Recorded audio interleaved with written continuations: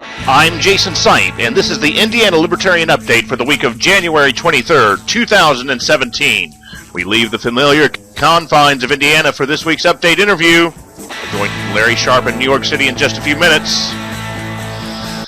Larry was a leading contender for the VP slot for the Libertarian Party at the 2016 convention and continues to make a name for himself as a great thinker in our party. We've got that coming up in just a few moments, but first, let's check out Libertarian news and events from around the state of Indiana. Do a little juggling here. Tim McGuire is the big news this week. He announced his bid for LPIN chair. Tim made his announcement following Monday night's election for the Libertarian Party of Marion County. McGuire indicates that he believes it's time for major changes at the LPIN and is confident that he's the person to lead those changes. Tim McGuire, Margaret Fetta, and Jesse Riddle have expressed interest in the position, which will be filled at the state convention in early May. I want to say congratulations to the Libertarian Party of Marion County Executive Board for the 2017 and 2019 term. They'll be chaired by Brett Bittner. Our vice chairperson will be Bill Bean. The treasurer will be Chris Bowen and Secretary Angela Fisher. At-large representatives Shane Zellner and Doug McNaughton round out the leadership team for the Marion County Libertarian Party. Thanks so much for taking on those responsibilities, and I look forward to working with them as a resident and member of the party right here in Marion County.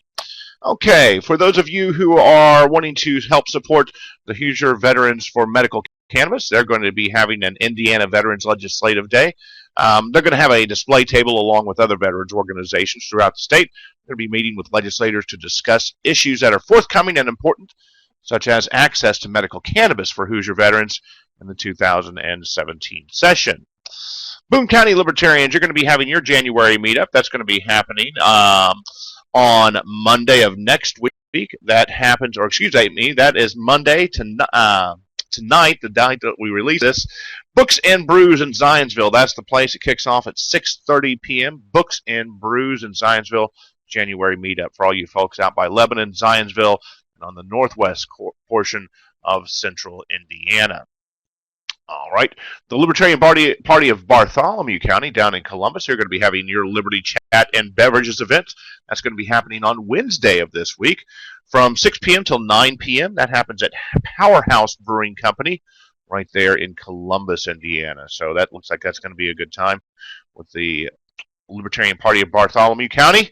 Powerhouse Brewing Company is the place, and 6 p.m. is the time this Wednesday. Libertarian Party of Johnson County, you're going to be having some fun with Barbecue and Business. That's going to be happening on Monday, January 30th. That's 1 week from the day we release the Indiana Libertarian Update, Monday, January 30th, and that runs from 6 to 8 p.m. at Triple Play Barbecue there in Franklin, Indiana. Got a lot of activities going on this week. We want to make sure that you know about all of them. There is the, here in Marion County, 1 week from tonight, we have the City County Council meeting. They're going to be discussing public transportation. So the supporters of taxpayer-funded transportation in central Indiana will certainly be there in numbers. If you have any interest in making your voice heard as an opponent of public transportation, of taxpayer-funded public transportation in central Indiana, be sure to get down to the City Council meeting on Monday, January 30th. That happens at the City County building right here in Indianapolis. Okay, Hamilton County Libertarians, you're going to be having your January meetup on the 31st. That's on Tuesday, January 31st. You're going to be doing that at Barley Island Brewing Company there in Noblesville, Indiana.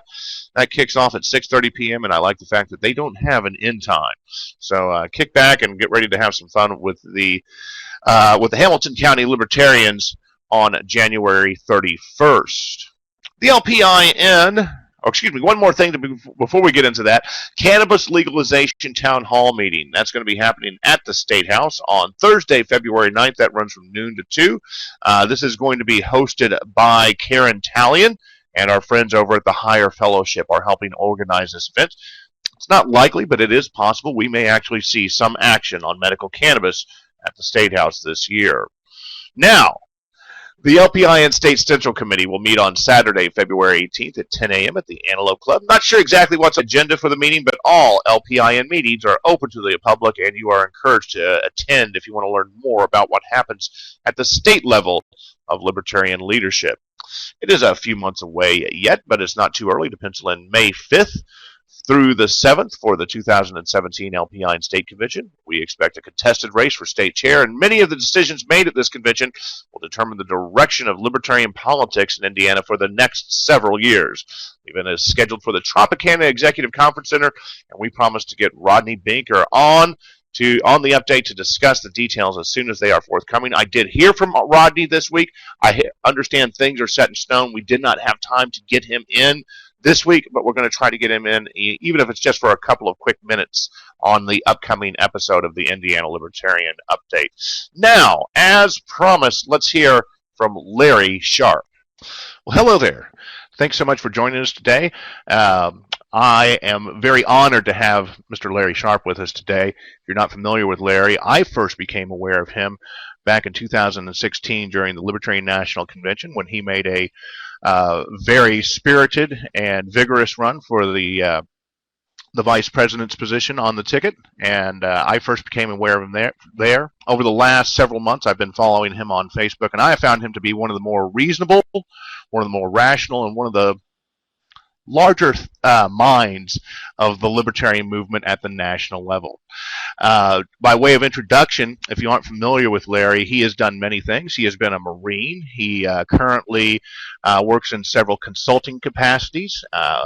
He lives in New York, where he's coming to us from live today. Larry, I just scratched the surface, I'm sure. What else can you tell our viewers about yourself and by way of introduction? I'm one of the larger minds, as you said. That's great. I'm happy to hear that. Thank you so much for the intro. I'm just the guy trying to make the world a better place. It doesn't always work, but I keep trying. Absolutely.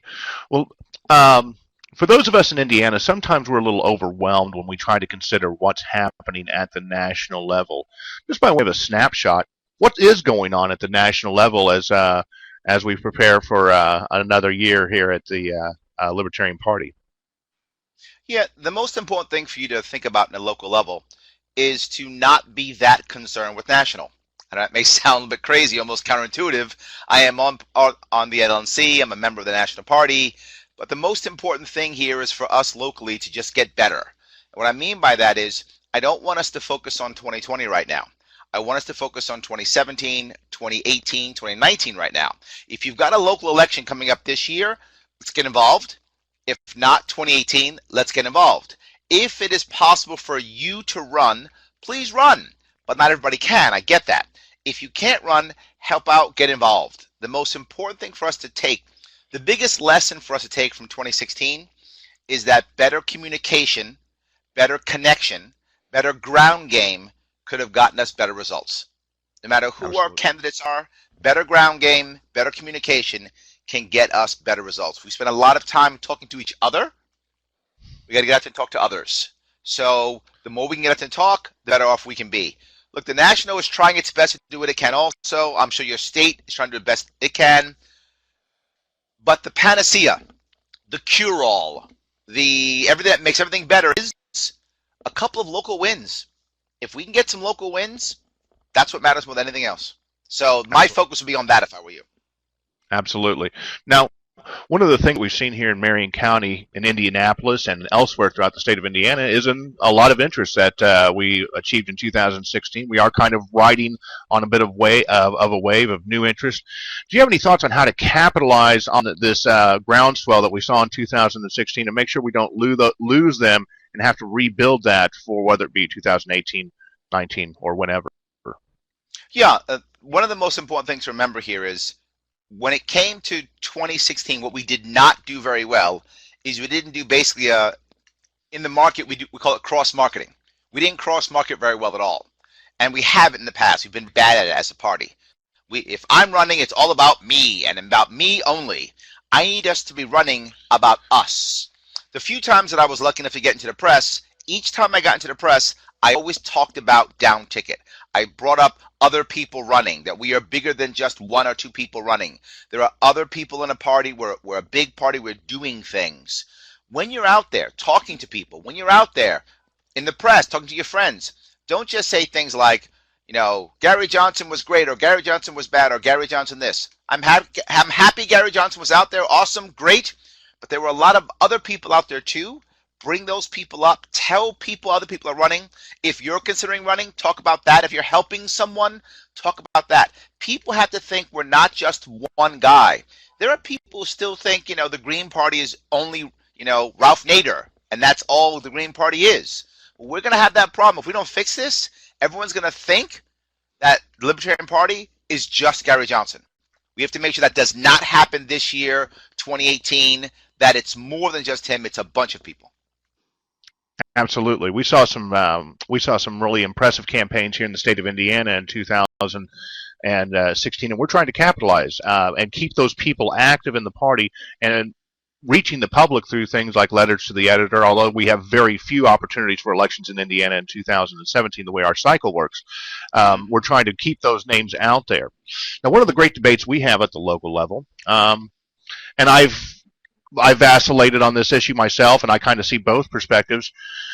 Do we flood our ballot with everything from dog catcher all the way up to the mayor in these municipal elections and put out paper candidates, a lot of whom will struggle to remember to file paperwork on time, let alone respond to questionnaires and attend debates? Or do we focus on specific races, specific issues? At this point, I'm leaning towards the latter by going to, I think the next cycle, I really want to avoid running myself, and I want to attach my efforts to a more serious candidate and be part of a package that we can really put together. Where do you come down on this debate? I'm on your side 100% here. Paper candidates theoretically are good. They are theoretically good. Now, I'm a bit more open to states now who have ballot access to spend some time with some paper candidates. I'm a little more open now, but in New York or other states that don't have it, we bust our rump to put people on the ballot. We spend a lot of time and energy getting all those signatures.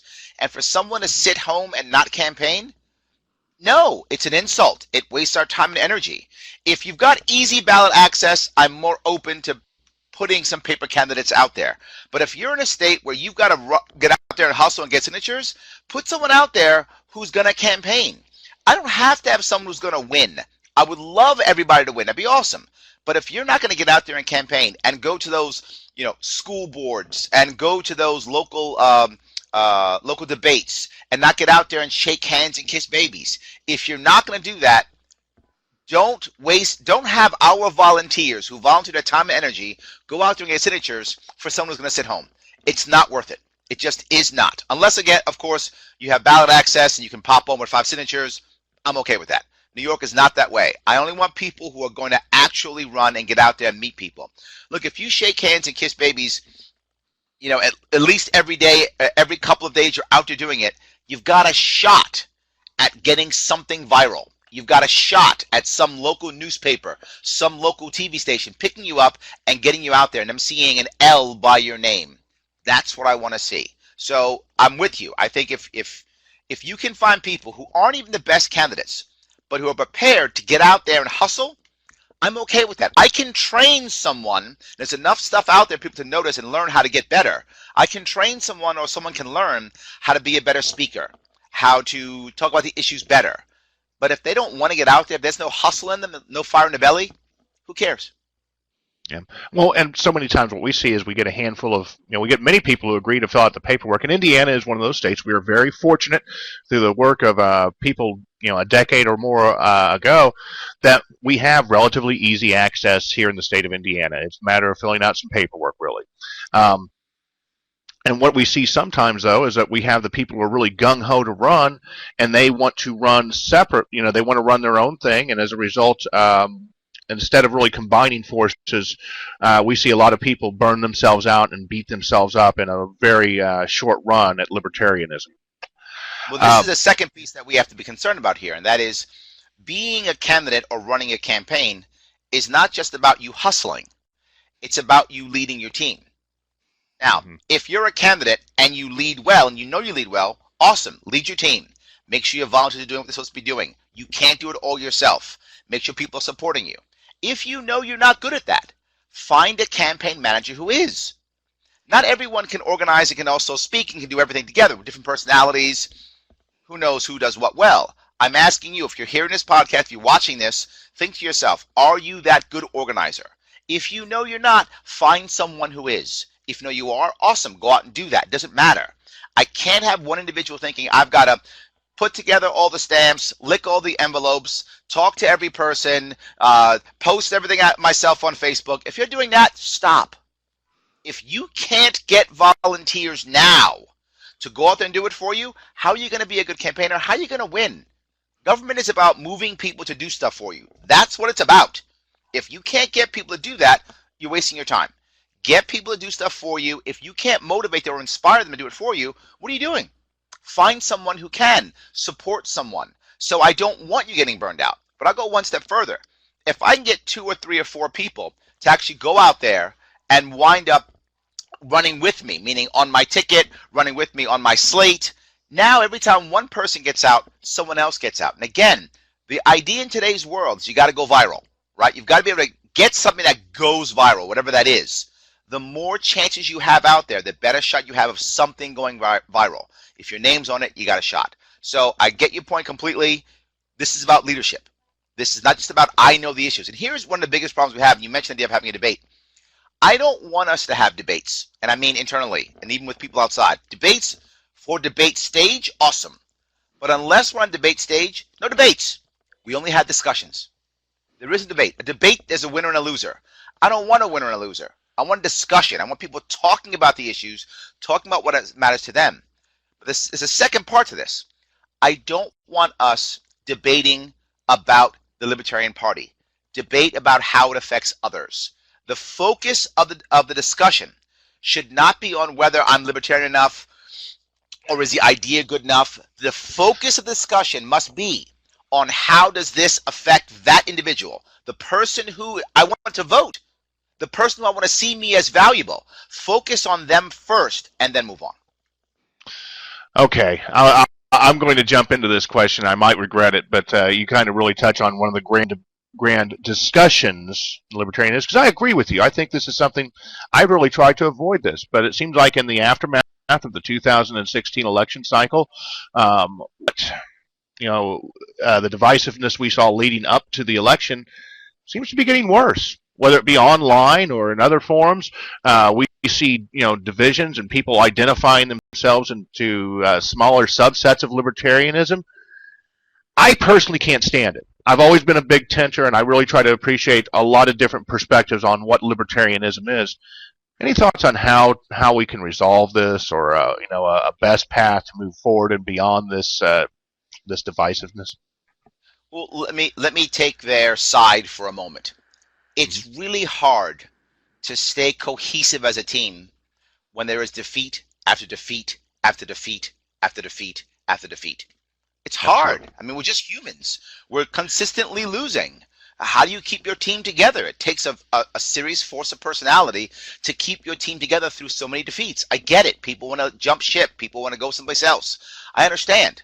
But when you fail, and I go back to my business background, when you fail, when you go out there and put your message out that doesn't work, you can change a product. I don't want to change my product. I like my product. I think libertarianism is the right answer. I can change my medium, my message, or my messenger. Those are my 3 I have. That's what I got. I'm not changing my product. One of those 3 I have to change. We can change our messenger every 2 years or so. But I also want to change how we give that message. Now, this can be difficult. The problem is once we change our message, most people internally assume that we are changing the actual meaning.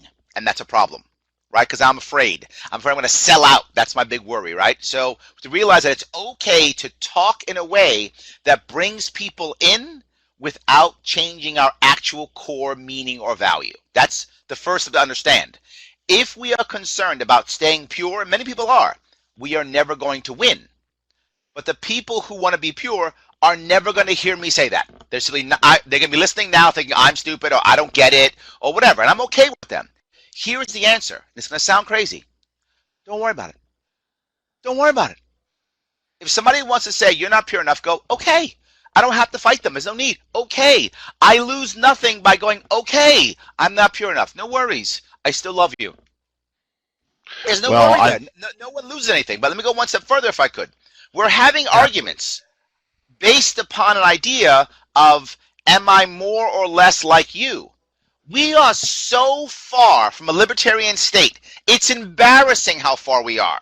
And not just that, we are pointing in the wrong direction. Let's turn the ship around so we're pointing in the right direction first. Let there be a problem to where you look at me and say, Larry, that's statist. Oh my God. I can't wait till we are in that world to where people look at me and think, oh my God, I can't believe he's not an anarchist. Oh my God, what's wrong with him? We are so far from that. Let's just turn the ship around.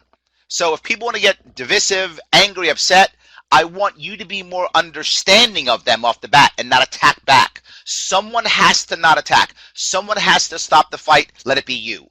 Understand they're frustrated. Understand we've been losing defeat after defeat. They're just human. And then say, okay. And then realize, as I said earlier, the panacea, the cure-all, win. If we win, they'll all come back. If we win, they'll all rush back to us. Let's forget about that. Love them. Don't get angry at them. Move on. Focus on people outside the party with the right message, with things that get them to understand what we stand for, so they'll vote for us so we can win. Absolutely. Absolutely. Well, let's kind of turn our discussion to the 2016 election. How'd we do? What did we do? What should we do different? 2016, there was so much excitement leading to it, and on that Wednesday after the Tuesday, I found myself with a familiar feeling, having voted Libertarian for many, many years now. But it was just different all around. What's your take on 2016? Well, I think 2016 was actually a great year for us, but for different reasons. What was great about this year is, or last year now, what was great about last year was the party as a whole actually matured. What I mean by that is, this is one of the first times I can think of that a lot of the people in the party aren't leaving. They're staying. We're having people who are running 2, 3, 4 times, thinking about running again. The reason why so many people come to us and leave is because as a party, we haven't had much to give them. We haven't had people who have media contacts. We haven't had people who know how to run a campaign. We haven't had good lists. We haven't had people who hustle. We haven't had good volunteers who want to get out there and stay and come back again. We're rebooting every 2 or 4 years. Oh, goodness, and yes. That's what makes us, that's our problem. This 2016 is the first year we're not rebooting. And if you've been watching me online, you've been hearing me talk in places I've been going to, I'm getting people to stay. I'm keeping the momentum. We're going to look for this year and next year. Stay. If we stay, we will have value to good candidates. I don't want us chasing good candidates. We chase, they come to us, they use us, and they walk away. They're usurpers, they're posers, they're people who I don't even want in our party anyway until they're ready to come in. If we give them something that's valuable, they'll come to us, and that's what I want. But that means we have to stay here and do a good job, show that we care, we give them some value. And that means winning, but more importantly, it means learning and staying, taking all our losses and not just rebooting, but learning from them and moving on. And I think 2016 was that year. We learned, we saw messaging differently. We saw a difference between the Johnson-Weld campaign was trying to be very mainstream. That was their goal, to be very mainstream. I get it. I don't think it was the right answer, but that's hindsight. Who cares? That's what they were trying to do. The answer has to be something between mainstream and our core principles. It can't be either. We fail with both. It's that combination. And I hope we can find that, a mainstream message that retains our core values. And that will be challenging, but I believe in my heart in these next 2, 3 years, we're going to find that voice. We're going to find that message. And I think it started in 2016. Absolutely, absolutely. I know for here in Indianapolis, where I've served on the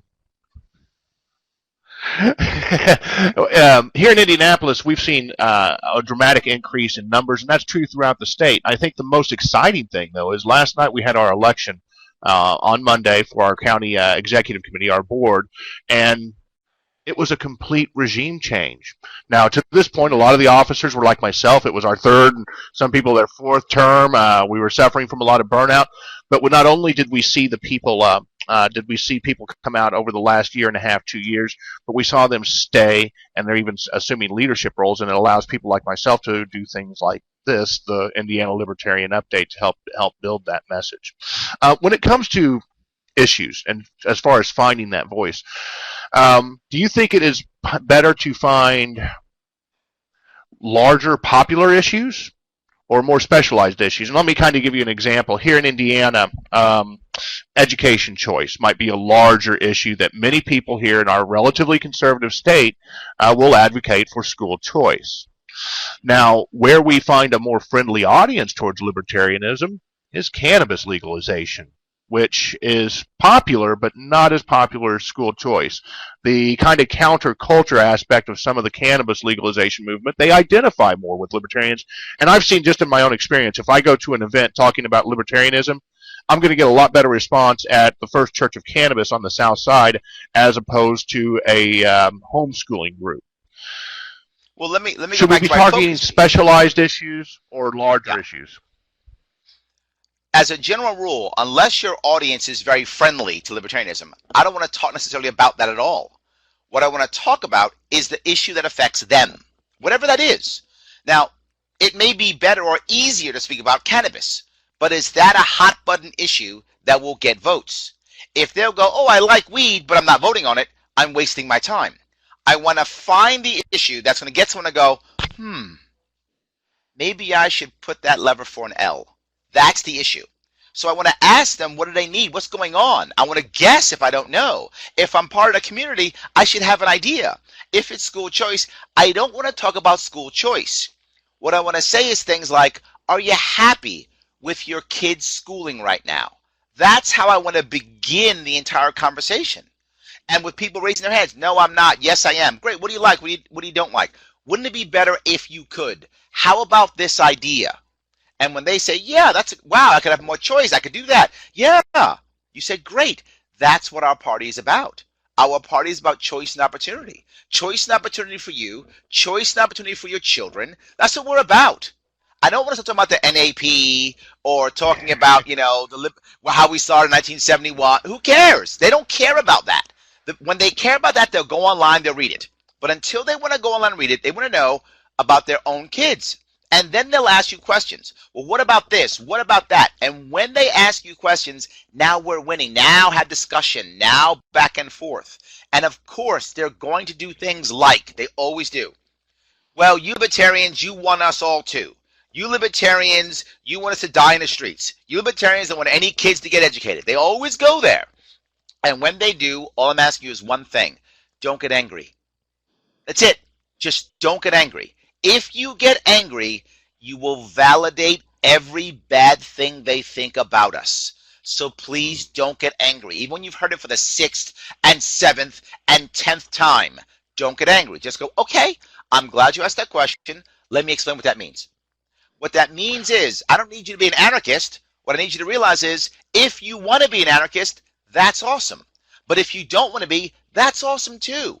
If you want to send your kid to a religious school, if you want to bring your kid to homeschool, if you want to send your kid to a collective school, all good. As long as you volunteer and you do it, all good. I don't need you to be like me. I need you to be yourself. I just don't want everyone to be forced into one size fits all, because we know it doesn't.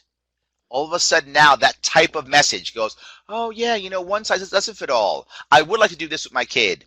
And then that is that string that now brings us to the next level, the next level, the next level. So the issue itself should always be as niche as you can possibly get. Niche, niche, niche. That expands it. I wouldn't start big. Big picture shuts people off. They start talking about all of a sudden about Vladimir Putin. There's about all kind of crazy stuff that means nothing to them. They just want to win an argument. They just want to find the gotcha. I got you. So to answer your question, as niche as you can get, that's what I want to talk about. Okay. And I don't want. I'm trying not to make this into an hour-long discussion, because I'm just finding the amount of information and your perspective on so many things so useful and so interesting. I've been doing the libertarian thing for a long time. I've been attacked by family members. I've gotten into shouting matches in public venues, but I've also have a lot of friends on of deep, varying political convictions from all across the spectrum of many different types. I still find myself once in a while. I'll be in a discussion, and you feel the flushness in the face. You feel your dander rising, and you have that compulsion to get angry. How can you avoid investing that personal capital that leads to anger in these political discussions? Well, it's a couple things. I mean, look, I live in New York City. Something like 85% of Manhattan voted for Obama in like 2012. I mean, this is a very democratic city. My wife's a Democrat, and I ran, and as a libertarian, my wife's a Democrat. So yes, I mean, most of my friends are Democrats. So I totally get what you're saying. Most of them think the state's wonderful and government's always right, and Obama's the best president in the whole wide world ever. Most of them believe that, and I'm okay with that. My issue here is the reason why I don't want to argue is even if I win, I lose. It is a useless outpouring of energy. I have to remember always the goal of my conversation is not to convert, because I'm not going to convert diehards. It's not going to happen. All I want to do is cast doubt. So use your energy not to, I have the right facts to get you, because if they don't believe you, they will simply discount your facts. Facts don't matter when I have emotionally turned you off. I will simply discount your facts. You're wrong, or I don't believe you, or those facts are wrong, or fake news, insert thing here, right? Wrong, whatever. I don't believe you. Instead, if I simply ask the right questions, walk down the road, and talk with them about what's going on, even when they insult, even when they're angry. Very often, people start their conversation with me once I say anything about how I feel. They start the conversation with, you're an idiot. That's how it begins. The beginning is, you're an idiot. Know that one. And then they say why I'm an idiot. So I have to go, okay, all right, you say I'm an idiot. Here's where I'm standing. Where are you standing? Here's what I see happening. Can you tell me what you see happening? And you'd be surprised by doing that. All of a sudden they go, well, and they begin to talk.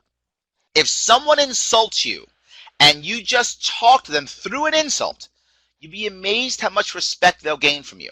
I'm sorry, they'll get of you, right? They'll gain respect for you if you talk through the insult. I'm asking you to realize at the end of that rainbow, there is gold. You've got to push through that muck to get the gold. If you want to take the high ground, this is a good time because MLK Day was yesterday, right? Absolutely. If you want to establish the high ground, you have to take the tomato to the face. That's simply how it works. You have to accept you will take a tomato to the face. You will take insults if you want to retain the high ground. The high ground is not free. You don't keep the high ground because you're smarter or because you have information. You keep the high ground because you have moral courage. And if you have moral courage, you get attacked and you hold your ground. If you think of it that way, it is strong to not counterattack. It is strong to hold your ground and turn them. These people aren't our enemies. They have to vote for us. They're Americans. They're our brothers and sisters. I need to convert them. I don't need to win and beat them. This is not a civil war. If I think civil war, we're in trouble. I've got to think reconciliation. And that's where my head is. My head is reconciliation. My head is, I still love you. My head is, this is a family dispute. That's all it is. We've got to be in the same team. Yeah, and I think that's something that is especially true as we approach the inauguration of Trump. It's disturbing and concerning to see the amount of disdain people hold for their fellow countrymen. And even somebody who's been a libertarian for many years, it would be very convenient for me to marginalize people on the left, the right, on the statist side. But I've tried to really focus on empathy and maybe just a little bit of sympathy in there as well as I look at our fellow our countrymen, because this is a rough situation, and I don't hate. I'm not going to hate anybody, and I'm not going to dismiss a friend just over political disagreements. You also want to have you want to have some compassion, because remember, many of the people who voted for Hillary Clinton, they did it because they felt it was safe. That was their gut. It was safe. It was an emotional vote for men. Some people actually believe everything she says. Some do. But the majority were just, this is safe. I'm afraid. I know her. She's the establishment. And they see establishment as safe. That's where their head is. Oh, establishment, it's safe. I can vote for her. Many people saw Trump as, he's not establishment. Who cares what else he does or thinks or says? It doesn't matter. The establishment has been screwing me for the past 10 years at least. Give me something other than that. I don't care what it is. So when I see that, I realize that many of those people are just human. They just, if you don't live in a city, and you see, again, New York City, biggest city in America, we're growing. We're still growing. We're at over 8.5 million people in New York. We'll be at 9 million in a couple of years. New York City has more population than most of the other states. The metro area has about 16 million people. That's more than most countries. So we have a lot of bodies here. And the reason is all the opportunity is still in the cities. Since the crash 2008, outside the cities, there's not much opportunity. You know, you live in a town outside of a major city. One, you work for the big thing, whether that's the hospital or the university or the one big company. You work for that, whatever that big thing is. If you're lucky, you've got two things, right? A university and a big company. Or you work for the government, right? You work for the school system. You work for the correctional facility, something like the sheriff's department. Or you work for a franchise, right? Note there's no mom and pop here. It's franchise. You work for Jiffy Lube. You work for McDonald's. You work for something like that. Or last, you struggle, and you probably have 2 or 3 jobs. And not just that, at least half the people in that town either are or know someone on drugs. That's small-time America now, and the Democrats had no answer, and Republicans said, life is terrible. Well, guess what? They win. Guess what? They win. It is that simple. As libertarians last year, we didn't have a message. We didn't have one. We had, we're not them. Well, that was our message. If we can actually get out there and do things and say things like, hey, there is an answer. You know, the reason why things are so bad is because the government hasn't been helping. In fact, it's been hurting. It's because the government doesn't even allow you to get out of this. Because the war on drugs needs to destroy you. Because the war on terror needs to destroy you. Because militarized police force has made law enforcement a profit center. And now the government profits off of your misery. And now every single time there's a licensing fee, every single time there's a fee for this or a fee for that, and you can't pay it, and now you lose your car. Now your friends go to jail. Now you have to resort to selling drugs or doing drugs just to survive. That's what the Libertarian Party should be saying. This is not your actual problem. You're not doing it. Outside forces are. We can remove them so that you can be free and be successful. More choice, more opportunity. We didn't have that message. Well, I think that message would definitely rescind through not only the rural portion of Indiana, where we have widespread drug usage. It's not just meth. Heroin's on the rise here in Indiana, too. My goodness, it's certainly shocking. And a lot of this has to do with the war on drugs and the unintended consequence of the best intentions on our government masters have produced much of this. We see the best traction for the libertarian message in our rural communities, places outside of Indianapolis, outside of Evansville, where we have seen elected officials. Well, Larry, thinking big picture and kind of moving forward over the next couple of years and not naming any particular dates, what do you think, what would you like to see the Libertarian Party do as a larger picture over the next couple of years? What do you think's going to happen, though? Yeah, I'll give you 2 things. I'll give you both sides. What we should be doing, and what I hope we will be doing is, as I said, running. Taking advantage of what 2016 did. Many people are disappointed. Some people are happy, but I don't care either way. What 2016 did was it gave ballot access to a lot of states. Let's jump on that.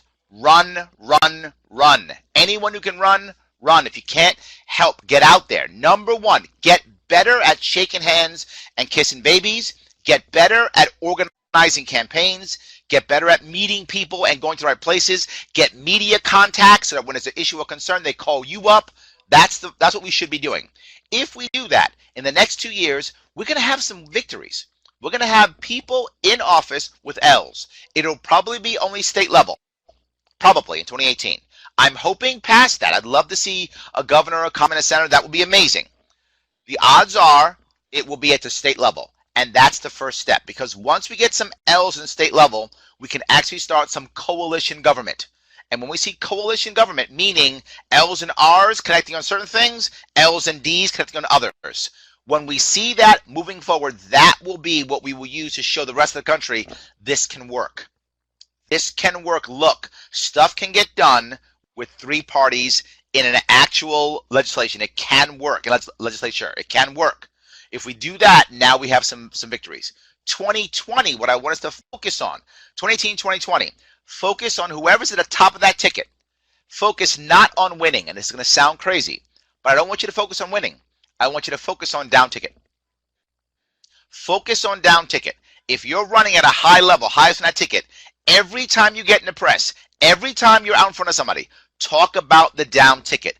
We've got to show that we're a big party. People think we're a fringe, tiny party. The more we're mentioning names, saying who else is running, saying what's on our ticket, the more people say, oh, these guys are players. This isn't a wasted vote. Why they don't say, why is this guy running as a Democrat or Republican? They'll stop saying that when they see we have an actual party. That's what I want us to see. Build the vehicle out. So if you're going to run for governor, if you're going to run for president, if you're going to run for something big, talk about down ticket. Talk about down ticket. I hope we can win in 2020 the presidency. That would be amazing. I'm unsure we can, to be forward with you. Trump is probably going to be still popular. He's probably going to win again. But it doesn't mean we can't, at a minimum, make real impact with something that we didn't do very well last year. 2016 was not good at all at down ticket. The getting all the press as a presidential candidate, the number one thing you should be doing is talking about the party and the people beneath you. Who else is running? How powerful they are? How powerful we are? So the bully pulpit should be used to talk about everyone else in the party. Speak about yourself. You'll raise your own profile. Talk about everybody else, and people will talk about you. That is how you get your surrogates out there to do that. We're not good at being surrogates either. It's not our best, not our skill set. We've got to worry about talking about others. Say how others are good, they're doing well, they're doing well. Every time I got out in the press, I never talked about me. Even when they tried to get me on RT, they tried to get me to talk about myself. I still wouldn't. I talked about others. Let others talk about you, you talk about others, and we win. Well, that's certainly an equitable arrangement for certain, and I think that you have the track record to show how it's working too. So before we wrap it up, the last thing I'll throw your way, what's your next move? Well, right now I'm looking at governor of New York in 2018. That's what I'm looking at. I haven't decided yet. If I do it, I'll announce in the summer sometime coming up here, but I don't know. It's difficult to really decide if I can do it. I have to change my business model around so that I can actually go out there and campaign. I want to be a real 24/7 campaigner, so I've got to make sure some business decisions come into play. I have the right volunteers. I'm meeting with my team probably next month to decide if I want to actually do this or not, and we'll see how this will work. And so that's what I'm looking at now. But again, I'm also going to be in about 5 or 6 maybe different conventions this year. So I'm going to get different state conventions so I can meet people. I'm giving classes and workshops on how to run a campaign, how to speak to people, and I'm doing presentations. So I'm still trying to make sure the party is strong in understanding my message.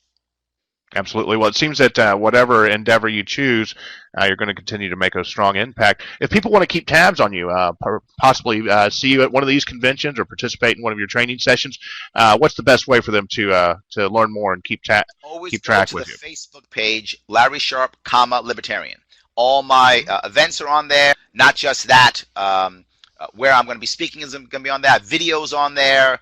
I give you my views on things, how to do things. So I post every day, at least once a day, sometimes 2 or 3 times a day. Please go to that Facebook page. It's great for you to kind of see who I am, what I'm doing, and hopefully motivate you to stay in the party.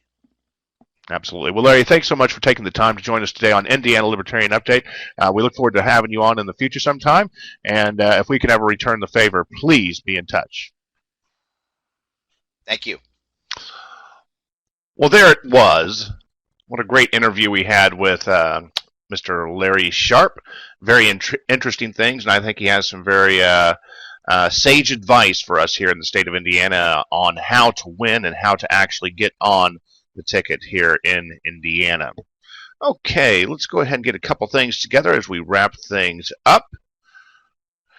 As Mr. Sharpe was mentioning, if you want to keep tabs on him, the best way to do it is to find him on Facebook. You can find him as Larry Sharpe Libertarian. You can find a lot of information there. And he may well be the most interesting libertarian in the world. If you have a news story, event, or a meeting you want us to pass along, just send us a message via Facebook or drop me an email. It's jsipe@sipesociety.com. Again, jsipe@sipesociety.com. Indiana Libertarian Update returns next week with Susan Bell. Susan has been elected to office several times as a Libertarian, and we look forward to learning more about her experiences as an elected Libertarian in the state of Indiana. The Indiana Libertarian Update is a production of sipesociety.com. I am your one-man education and online content consultant. Until next time, I'm Jason Sipe, and I'll see you on the computer.